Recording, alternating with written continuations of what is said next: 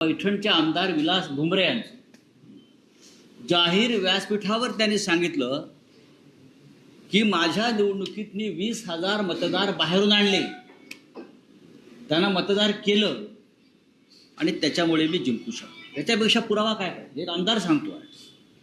दुसरं म्हणजे मला वाटतं बेलापूरच्या आमदार मंदा म्हात्रे त्या म्हणतात, यापूर्वी मी लढवलेल्या सर्वच निवडणुकांमध्ये पूर्वी बोगस आणि दुबार मतदारांची यादी निवडणूक आयोगाला दिली होती, मात्र ती नावं कधीच कमी झाली नाहीत.